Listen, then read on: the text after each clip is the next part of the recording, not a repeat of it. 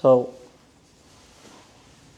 what I find is that most people don't quit meditation because it's meaningless. When we sit to meditate, and if we've practiced for a while, we can find meaning in what is uncovered, what is gained from sitting in silence. It's not the meaninglessness that prevents people from committing long-term to the practice. It's that people can't see how it can help them live. So it doesn't feel purposeful. It's not that meditation is meaningless that gets people to quit or makes them quit, but it's that it feels purposeless. It doesn't fit into the grand scheme of how they live. And for me, meditation is a practice, yes, but it is also a support system for some of the other things that I do in my life, which is where I want to talk about running for today. So some of you know, over the weekend, I ran 30 kilometers. It's my second time doing this race. It's called Around the Bay. It's from Hamilton into Burlington, back into Hamilton. And this year and last year, both times, the weather is just not the greatest. I think we had maybe about 5 degrees this time, maybe 6 degrees, and there was some rain, which was better than last year, which was like 3-4 degrees and freezing rain the whole time. So that's besides the point. There was this intention that I had, and it had been playing through my whole week last week. So typically in the lead up to some events, and it's similar for my other sporting background as well of combat sports, typically as you approach an event, you start to taper, which means physically you're not going to be doing as much of an intense workout, but you still keep the body moving, still keep the body active. So from a running perspective, what that meant was I did 3 runs, which were just simple recovery runs, we could call them. But out of my whole time since I've started running, they were the 3 slowest runs I've ever done, which felt like a very foreign thing to do, to run extremely slow to the degree that I had never run before. But what that allowed for me to do was to practice a mindfulness practice that I had done so previously. And it is, try it yourself the next time you go for a walk, to walk with a smile on your face for the whole walk. Not some egregious, forceful smile, but even a soft smile is welcomed. A soft smile which allows you to meet the moment with some happiness, you can call it. Now, I don't know the whole neuroscience behind it, and it may be untrue to its entirety, but in the past I've said that, your brain can't really tell the difference whether you fake a smile or you have a real smile on your face. It may not be entirely true, but the truth behind it is you can choose how to face a moment. And last week as well, I'm going to go on a few tangents today, so that's okay. It probably didn't help my ultimate run, but I'm going through a process for an interview, and I took part in a hot hit Pilates class, a bar class, and then a yoga class, back to back to back on a Wednesday night. And my run was on a Sunday. I still felt some of that residual soreness. And I see it a lot when I teach, but it's also fun to see it when I'm actively partaking, is how many people show struggle on their face unnecessarily sometimes, but sometimes just as the default reaction to meeting tension. Tension comes up in a Pilates class where the core is being worked upon, or in bar class where you're working through first position, second position, pliés and relevés and all that. And the face starts to contort. And I make the joke in my yoga classes that the workout isn't for the face, so we have to learn to relax our face in deep stretches. And I'm probably going to butcher the Pali phrase. It's an instruction from an early Buddhist text, which is Parimukham Satam Upateva, which is commonly translated as having established mindfulness of what is right in front of us. So in one sense, it appears in meditation texts of addressing the posture of meditation. And so the establishing the mindfulness in front of oneself so that we sit tall, we sit openly, we sit with a sense of strength, so that we can, have this sense of inner strength when we sit to meditate, to face the meditation that is in front of us. But in terms of the mind state as well, this phrase is also applicable. To have a mind that is relaxed, so that when we're sitting to meditate and something is coming up, we don't meet it from a place of reactionary tension, but we can soften into that place of relaxation so that we can approach these obstacles that may come up with a calm state of mind. And so, one way to phrase it is that, we can place mindfulness intentionally where life is about to happen. It's going to happen right in front of us, and depending on the activity that you're doing, the request for the mindful response may be different. But to place your mindfulness, your energy in the moment to face what is directly in front of you. And for me, it was running 30 kilometers eventually, but I'll get to that. Why this intention matters, why it matters to be mindful when it comes to facing what is in front of us is all based upon intention. So intention is a type of energy. It is a type of effort that we place into the given moment. So in one sense, this brings me back to the conversation of lists last week, in which a distraction may come up that wants to steal your energy away from the moment. So in the sense that we are sitting and breathing and meditating, and a list of things that you have to do comes up. It's not to say that the list wasn't important or anything about that, but it's about committing yourself to the moment at hand and at the moment we are sitting to meditate. So the intention around sitting to meditate is of a higher priority, I guess you can call it, or is worth giving more energy towards than to the list. The list will be there when the practice finishes. The other things will be there when the practice finishes. But in the moment, it is the meditation, the aspect of being mindful to the given activity that is right in front of us. And so in that sense, the practice of meditation is very difficult without intention.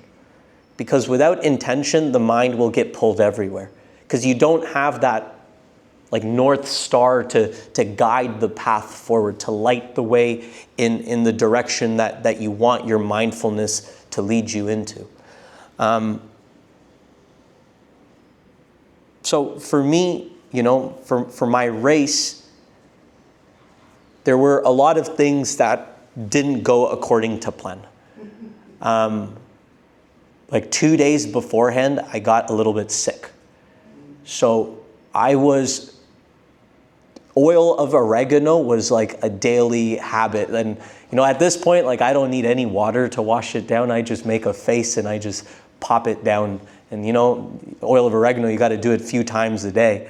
But, there was that anxiety around that as well of, is this going to impact ultimately what's going to happen? Am I going to pull out? Am I going to still race? But, instead of letting that rabbit hole unfurl, you just take it one moment at a time. Body is feeling okay. No doubt throat was sore and I had to keep working with that. But monitoring all my other symptoms, nose is still fine. I'm still breathing okay. It is just a sore throat. We're going to be okay. And we were. Everything else was fine leading up to the race. So here's how I want to talk about this, of being able to apply a meditation practice in a way that is not only meaningful but purposeful. I've said it in the past, I don't run for the physical benefit. I don't like running. The physical benefit is just a byproduct of doing the activity. Great. That is not my intention with running, but I've made a video of it in the past.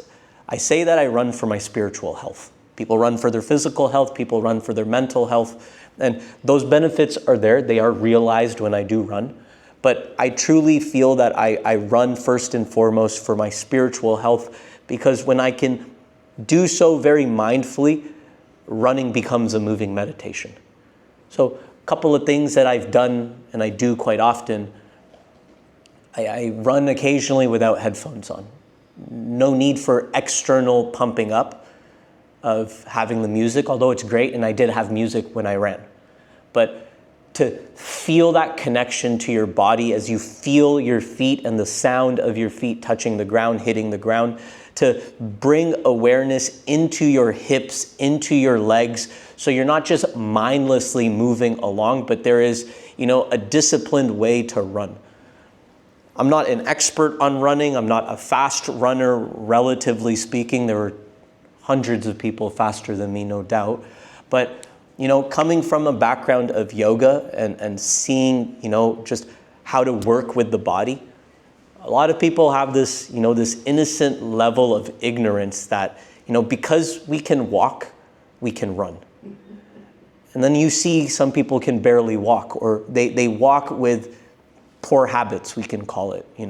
Hips are turned out, tension is in the hips, the body isn't walking as, effectively as it could, but it gets the job done. Great. But if we are unaware of some of our poor habits in walking, which is a slower form of running, all of those habits creep into your body when you run. So one of the cool things about doing these, these recovery runs, these very slow runs, is that they can really tune you into your body as you're running. And so no headphones, just feeling the body, doing so with a smile on my face. It really made this activity a lot more enjoyable. And I think that's a lot of things that's one main thing that causes people to not pursue something that they start off doing, because a lot of people run, but they run for a season. And when the weather gets harder, when the weather gets colder, they no longer are runners. They'll wait for the next year to come along, and then they'll run again. It's to find ways to make your activity enjoyable, to make it meaningful, to make it purposeful. So I've been able to build this foundation, this mindful approach to how I run, in which, we're very fortunate nowadays. Technology helps us a lot, but it also creates a sense of paranoia and hyper awareness. So I track all my stuff through my watch, my smart technology, but a lot of my runs, I don't even bother to look at anything on my watch. No doubt it tracks my heart rate, it tracks how fast I'm running, it tracks, all of these things, but how do you feel as you run? I have people that, they wake up and the first thing they do is what was my sleep score the night before? Not even asking yourself, how do you actually feel waking up? It's oh, my sleep score was 58. I must have had a bad night of sleep. Well, it's how do you actually feel? Maybe there is some truth to the watch and what it's telling you, but how do you feel? It's you go through the whole day, it's oh, the body battery is another metric in these watches. My body battery is depleted. It's 1. It's well, are you crumpled on the ground? No, you're probably still being able to walk around. So, technology serves a purpose, but the smartest tech we have is our mind connected to body. We just don't know how to use it. So here we are. We're on the day of the run. Everything's gone well. And my intention was to finish the run in 2 hours and 25 minutes. It's a respectable pace for all the training that I've done. And Long story short, I ended up running a 2:23. So I got underneath my goal time. Now, the mindfulness component of it is, given the pace that I was choosing to run at, discomfort was bound to arise. Some people run to run, and that is fine. I was racing this run. So there's a slight difference, I find. There's nothing wrong with just running, and running's great. But I'm an athlete, I'm a competitive person, I'm competitive with myself. It is my background in sports. So to me, I was choosing to race this. I had a goal set, and some people just have a goal to finish, which is great. It's a great place to start, you know.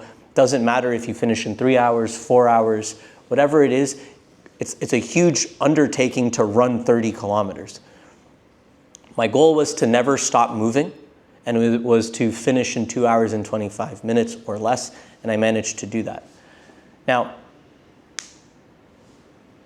how I jokingly said it at the end was that it was a 25-kilometer warm-up for a 5-kilometer race, which really felt true given what started happening in the last 5 kilometers. Throughout the whole experience, you know, around the bay is known for a few daunting hills that show up along the course. And one of them is like a 400-meter uphill part of the run. And it is quite brutal of a hill. And you get to the top and then you're like, oh, we still got another 5 kilometers to go. Okay. But you have a choice to make, you know. Do you want to slow down? Do you have the capacity to still keep pushing? A big part of that whole run was acceptance. Started off immediately the morning of, when I woke up, I'm like, all right, throat is still sore. I'm going to have to accept this. You know, I didn't sleep the greatest. I don't snore often, but my girlfriend said I was snoring during the night, so sorry, sucks to be her, but I was snoring through the night, which ultimately impacts how recovered I felt, but I felt all right, all things considered. Didn't get as much sleep as I wanted. Other factors were in place, but all things considered, I accepted all that I was walking into that day. First 10 kilometers, you know, it's a part of it is about finding your rhythm to see what pace you can keep up. And then, you know, little discomforts, aches and pains come up throughout it. Ankles start to feel a bit achy, knees feel a bit achy, but you're able to work with it for the most part. But it was very interesting for me to remain aware. You know, it's like at any point when something pops up, you can start to give a lot of energy to it, which sometimes creates that downward spiral, or you acknowledge it, you accept it, and you keep moving. I don't have a choice. I never had in the back of my head the, you know, worst comes to worst, I'll just stop. I'll just quit. It is possible if things got so bad that I couldn't keep moving, maybe, but you never want to try to hope or expect the worst to happen, because then somehow, like, what is all that can go wrong will go wrong kind of saying? When you try to plant that unintentional seed, it will start to fruition. It'll come into fruition. So my whole intention was to keep going, keep going, keep going. So we get to the top of that hill and still got a little bit to go. And my right calf starts to cramp up. So I'm trying to push a little bit harder, but every time I do, my right calf starts to seize up. A little bit after that, my toes start to cramp up. And so I'm mentally, I feel that I have the energy to keep pushing, but my body is giving me all of these signals of like, hey, slow down, slow down. And I don't know if this helped me. I think it really did. There's a cemetery that you run past, and every year there's a dude there, at least the past 2 years that I've ran, there's a dude there that's dressed up like the Grim Reaper. And my whole intention was always there. Every time I felt discomfort in my body, I would smile a little bit. I I told myself, what a great day to choose how I'm going to suffer. Other people don't have that choice. They wake up and due to whatever conditions they may have, chronic, terminal, or whatever, they are just given a shitty hand. But I have chosen this path. I've chosen and I've accepted that I'm going to suffer to some degree, so I'm going to make the most of it. And in that sense, that little bit of smiling softened my resistance to what I was feeling. It allowed me to accept it. And so as I'm running past this Grim Reaper, I hear him. I still had my music on, but I turned it down just a little bit. I heard him say, he looked at me, he goes, "This guy is struggling." And I keep running. And, it's just to like poke at you a little bit. And I go, yeah, I am struggling, but I'm not resisting. I'm not resisting what I'm struggling with. I'm struggling with my knees, I'm struggling with my legs, I'm struggling with my feet, but I'm choosing to smile through it all. And that response that I had when he said that he said it to, I didn't stop and say anything to him, but, I was running past him with a smile and he looks at me, he goes, "This guy's struggling." And he said it quite loud because there are other people running as well. And in the back of my head, I go, yeah, I am struggling, but I'm like, that's perfectly fine. I'm not resisting how much I'm struggling. I'm accepting my struggle. I'm going to keep going. I really think, though, it is, I've talked about this before. This practice of meditation, this practice of mindfulness, it doesn't get rid of our suffering. It doesn't eliminate it altogether, but it really changes our relationship to it. It can. And my whole practice of this last 5 kilometers was embracing just how much struggle was going to come up. You hit the top of the hill, and in running, we use gels. We use these like energy gels. They're just very palatable, basically it's just an influx of like sugar and candy in your body, but it's very palatable, so it gives you the kick that you need. But at the top of the hill, I was out of gels, no gels to be had, but I still had 5 kilometers to go. I was fueled accordingly, fueled quite properly, but you're in the thick of it at that point. The end goal is in sight, and I remember the home stretch because my heart still had energy to pump out. My lungs were still fine. My body, for the most part, was willing to push.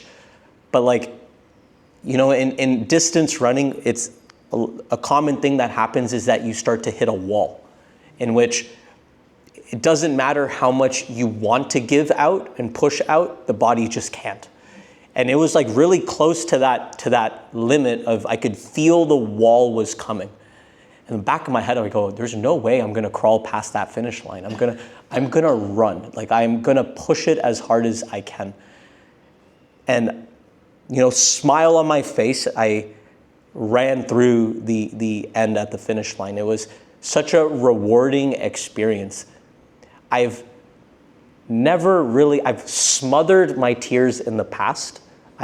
One of my toxic masculine traits of repressing tears. But I allowed myself to release tears at the end of that finish line because it was a really, spiritual experience to get through that. Physically, I had every bit of confidence that I was going to get through it at the start. But it was such a unique experience mentally and spiritually to go through some of those adversities through that hill and those last 5 kilometers. But to me, I really feel that without a foundation in meditation and mindfulness, I would have had a lot more of a challenging experience. At any point, one of these triggers, one of these obstacles could have become a lot bigger than what they were actually meant to be. So what I find is that this phrase from the Buddha of being able to remain mindful of what is happening right in front of you. And with the intention of keep moving, it is literally about one step after the other. There is every possibility that if you take one step on the path, that the next step is going to be possible. But when one step feels heavy, it is very easy for the mind to start playing tricks and have all other steps feel like you're not going to be able to move forward. But surrendering yourself, accepting what it is that you're feeling in the moment, whether in a seated meditation practice, we just feel an ache that comes out of nowhere. It will subside eventually, but when it comes up, it feels like it's going to last forever. Or a very restless thought. A restless thought that, came out of nowhere once again, and it just won't shut up. But when you start to give energy to it, you are stealing away that energy that was supposed to remain right in front of you on your breath in this case. And it's being split into restless thought. It's being split into achy knee. And in that sense, you lose all of that energy that is going towards right in front of you in the context of a seated meditation towards just sitting and breathing. In the context of me running, it was just about moving forward. Because when you start to doubt your ability in moving forward, in this case of, okay, my foot is starting to give me aches, I may not be able to finish. Planting a seed of doubt is a very detrimental thing to do when it comes to these kind of goals that we have set out for ourselves. What mindfulness allows us to do, though, is to notice. When we're sitting to meditate, we're able to notice that the knee is achy. We're able to notice that the mind state is a bit restless. All of that is okay. But acceptance is what shifts that from noticing to being at peace with it. It is one thing to notice the discomfort in the body. It's another to start fighting it, to start resisting it, to start wishing that it was less or wishing that it was not there. No doubt I would have wished that my foot wasn't going to cramp up. It came out of nowhere. I took maybe an awkward step, or maybe I just pushed a bit too hard, and out of nowhere the foot started to spasm.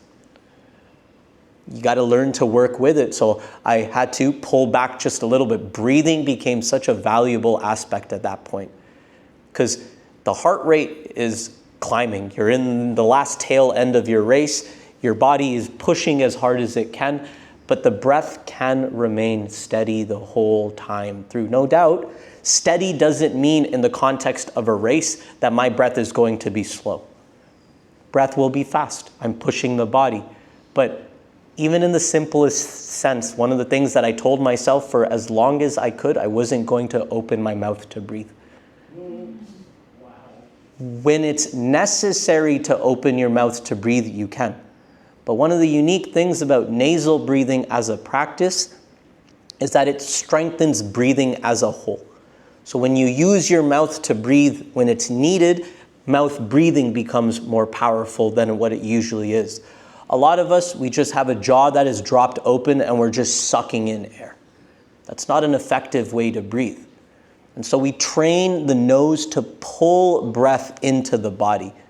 And in doing so, when we have to rely on mouth breathing as an apparatus for breath, it can be more effective. But some people you just see, they're barely doing anything and it's labored breathing through the mouth. Could just be habits, could be poor breathing mechanics, could be other factors, who knows. But nasal breathing as a tool that is used for us, in a simple sense, we're not training ourselves to be stronger breathers when we're meditating, but we're training ourselves to be mindful breathers when we meditate. And so, the skillful response that I had through the whole practice of running 30 kilometers was to maintain a soft smile and to maintain a steady breath. And when it comes to our practices when we sit and breathe, it is the same request. That sometimes I see it, most meditations, once you have all settled in, I then meditate as well. But sometimes towards the end of it, you still have a couple of extra minutes, so I'll observe.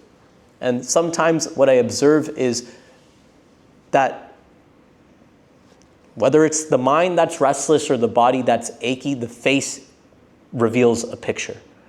The face reveals a picture that there is some form of resistance happening within. That there may not be that full sense of acceptance towards the experience of the meditation. And it may look in the sense that, you're very serious when you're trying to meditate. So there's this intense amount of focus towards the breath, I would presume. But remember, we're not trying to force meditation. We're not trying to be aggressive with meditation. We want to soften to just simply receive. Receive and release inhales and exhales. That steady commitment to just be with what is in front of you. I think that is a very valuable Buddhist teaching, so that it's not about, in the context of my race, it wasn't about seeing the finish line. When it came within reach, it was there. Or when it came to running up the big hill, it wasn't about looking at the top of the hill. It was about looking at what was right in front of me. Because that also settles the mind. Instead of seeing a gradual or a very sharp incline, which creates a lot of anxiety, when you look directly in front of you, you don't have that idea of just how high the hill is, which makes the experience of running a hill a little bit less anxiety-inducing. So then you're only focusing on taking your steps. You're not worried about getting to the top of the hill. You're not worried about getting to the finish line, because that is a very anxiety-inducing goal to have. 30 kilometers. The mind can't comprehend that. 1 kilometer at a time, 1 step at a time, 1 breath at a time. This is something that is a lot more accessible and manageable for the mind to work with. When it comes to our meditation practices, although we sit for 10 minutes, 15 minutes, it's not about telling yourself, okay, for the next 15 minutes, I'm going to be present for every breath. You've already set yourself up for borderline failure. That's too daunting of a goal, too demanding of a task to have your mind focus on. All we need to focus on, if the request is to place our awareness, our sense of mindfulness into what is directly in front of us at any given moment, it is just the breath. Not the next breath. If it is an inhale, that is the very next breath, that is the breath. If it is an exhale, then it is the exhale. But if you can be fully committed to that one breath at a time, you don't have to think about where you'll end up being in 10 minutes or 15 minutes of breathing. If you can commit to taking 1 step at a time, doesn't matter if that succession of steps takes you 1 kilometer, 5 kilometers, 10 kilometers, 30 kilometers.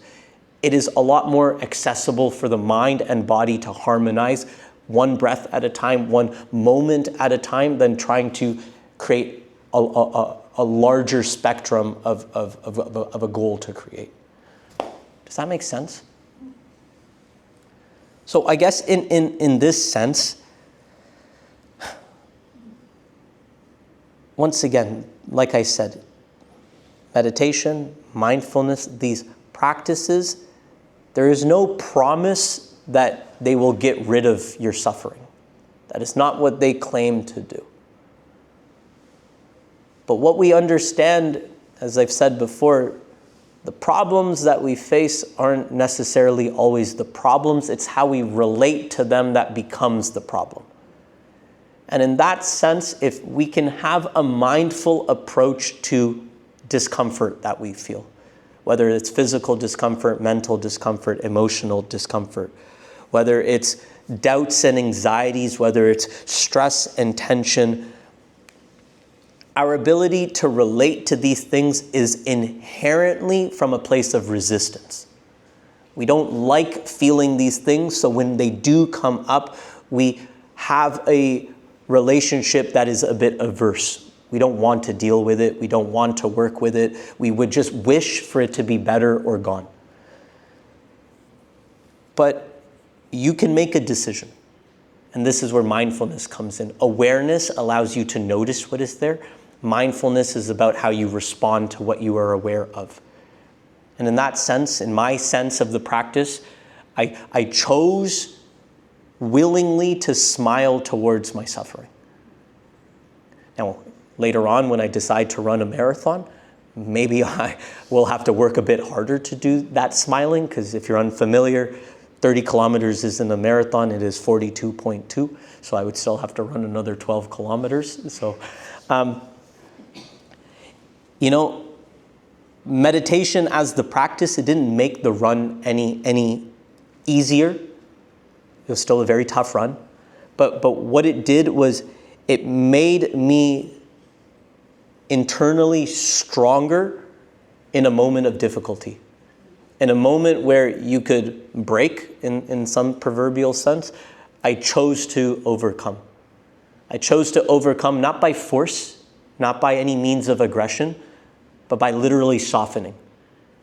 Because it takes a lot more energy to frown, to grit your teeth, to tense up the muscles on your face than it does to smile. And that little bit of a switch of smiling to embrace my struggle, to embrace the difficulty, I think ultimately made a huge difference in my overall experience of having this run be very meaningful and purposeful.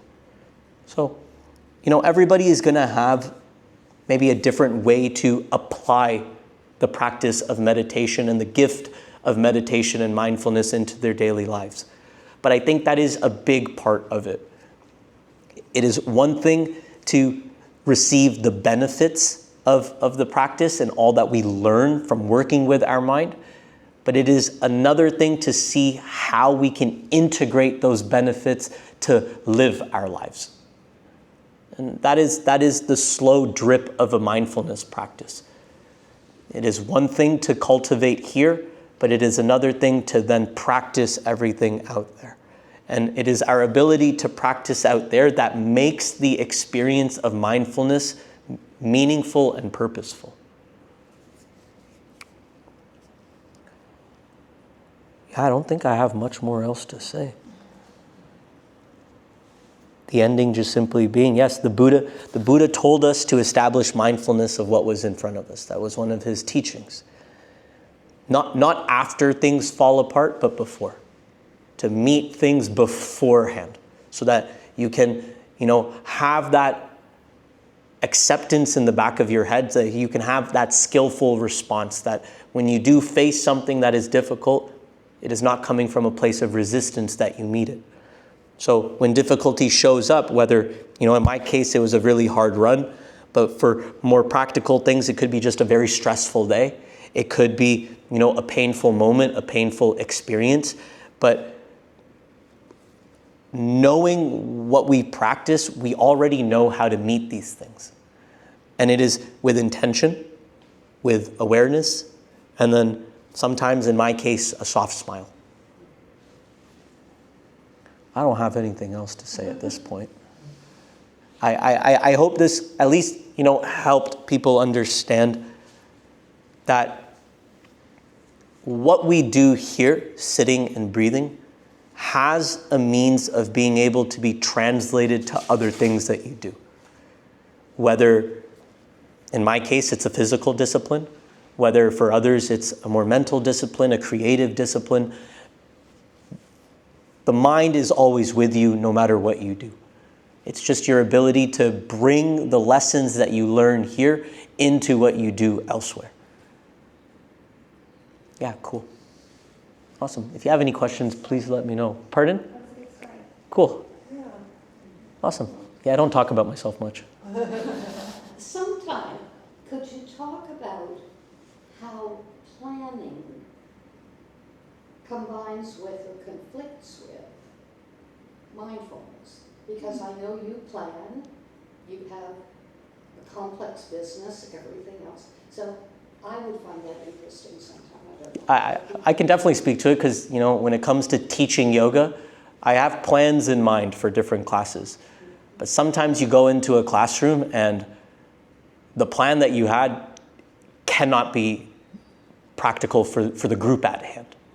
So mindfulness definitely helps with, being able to be okay with letting go of plans and pivoting plans and adapting plans. So I can bring in something around that. If you ever have questions around certain topics around mindfulness and meditation, I'm happy to discuss those because I kind of like this format that we Start with a 10-15 minute meditation to clear the mind, to calm the mind, to settle the mind.